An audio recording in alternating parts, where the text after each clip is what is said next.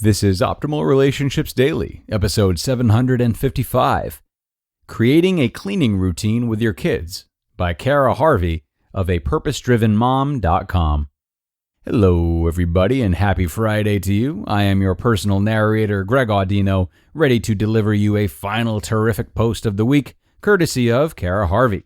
And, by the way, for those of you who would like quick and actionable weekly tips to optimize your life, do sign up for our free newsletter at oldpodcast.com. You will be entered into raffles on the first of every month to win a book from us, which is tomorrow, actually.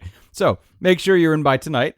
Again, you can join our email newsletter for free at oldpodcast.com. It is a great place to stay updated, get facts, get inspiration, and get to know others in the old community, perhaps most importantly.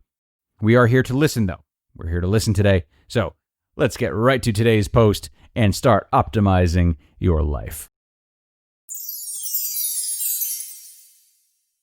Creating a Cleaning Routine with Your Kids by Cara Harvey of apurposedrivenmom.com. Looking to have a cleaning routine that your kids help with? It can be hard to find the best ways to have your kids help around the house without getting in the way. Know that the work we do to equip and teach our kids now will help them become better adults and take away some of our stress. Still to this day, I can remember the sounds of Motown classics playing on the radio station on Saturday mornings. Waking up to this sound was the dreaded signal that our mornings would be filled with dusting, vacuuming, and cleaning. My brother and I had our routines, and we knew them well. Growing up, I thought the routines and processes my mother had in place were crazy. Today, I absolutely love them and even have modified them to create my own system. It's helped me create a 3-part cleaning system that not only gets your kids helping you around the house, but teaches them skills that will last a lifetime. Having a house with 8 children can get a little bit messy.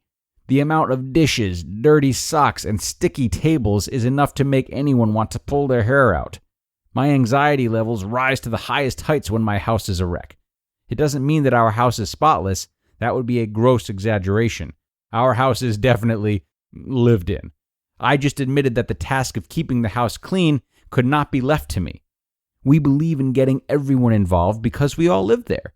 My general rule of thumb is, if the child is old enough to make the mess, they are old enough to be part of a system to learn to clean. Over the years, I've tried many systems and chore charts to help me teach my kids about chores. The majority of them focused on ways to remind my kids to do their chores. Stickers, charts, calendars, apps. There are tons of ways to remind your kids. However, I realized I wanted something more than just reminding my children when to do their chore. I wanted a system that gave them essential life skills and taught them how to do their chore. But maybe you've had these thoughts in your head.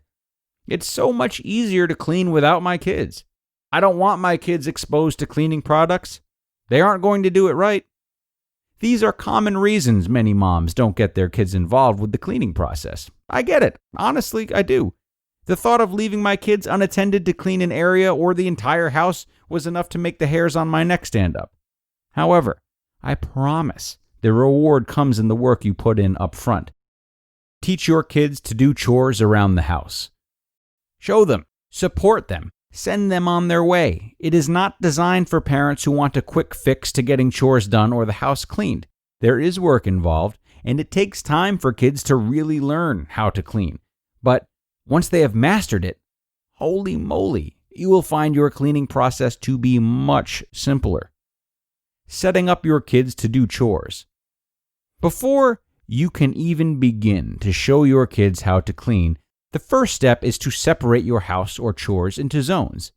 In our house, we have 4 children who are responsible for 4 zones. As a homeschool family, our house hotspots are the kitchen, dining room, which is our schoolroom, the living room, and our bathrooms. These 4 spaces are the most used and can be perfectly straight to looking like a tornado hit them in under 5 minutes. After selecting your zones, come up with a list of tasks that are needed to clean each zone that can be completed in under 15 minutes. The tasks on this list should be thought out, and when they are completed and followed properly, the assigned zone is considered clean, according to whatever standard you have in your home. It's easy to just say, okay, I know what needs to be done, or I will just tell my kids what needs to be done. It may seem a little cumbersome, but write the steps down. It will save you a ton of time later, and it will serve as a checklist for your kiddos when completing the task independently. Do you want to take it a step further? Snap a photo of your zone when it is clean. The next step is to gather all of the supplies that are needed to clean each zone. In my house, I find it easier to purchase multiple bottles of the same product so that each zone has its own supplies. This eliminates excuses such as, I couldn't do the mirrors because, insert sibling name, had the glass cleaner. Now, don't get me wrong, this doesn't mean you have to have multiple vacuum cleaners. It just means having a caddy with the necessary wipes, products, etc. in one bin already in the zone will set your kiddos up for success. In addition to the cleaning caddy for each zone, print and laminate the cleaning checklist you already created and place it with your supplies, or you can even hang it up in the zone. Did you take a picture? Put it in your caddy or hang it in your zones. Lastly, determine a cleaning rotation for your house. How often does each zone need to be cleaned? Several times a day? Daily? Weekly? Twice a week? Make the rotation based on what works best for your house. Don't set yourself up by creating an unrealistic schedule or unrealistic expectations. And feel free to add in some fun incentives. Allow kids to earn badges or certificates based on their accomplishments. Cleaning the house may sound like a dreaded thing for your kids. It's important to remind your kids of the reasons they are being asked to keep the house clean, how much you appreciate them for being a part of the process, and celebrate them for mastering each zone. Here comes the real work. You just listened to the post titled, Creating a Cleaning Routine with Your Kids by Cara Harvey of apurposedrivenmom.com. Oh, Cara, if only parents around the world were exposed to such a system before this. If only my parents knew about this. I made a lot of messes as a child, and the price I've paid for that as an adult is that I have to push myself a little more than others to clean and to recognize the benefits of cleaning. Had I been a part of this kind of system as a child, like Cara's children are and like all of your children can be, the value and habit of cleaning would have followed me and transitioned smoothly into my adulthood. So, inserting your children into this type of family assembly line is a great way to not only set up good habits for them in the future, but also a great way to help them learn how valuable for themselves and others it can be to be an active contributor, as it were. And that note brings us to the end of the week, everyone. Have a spectacular weekend. Do some cleaning for me. And I will see you again next week with more insightful content where your optimal life awaits.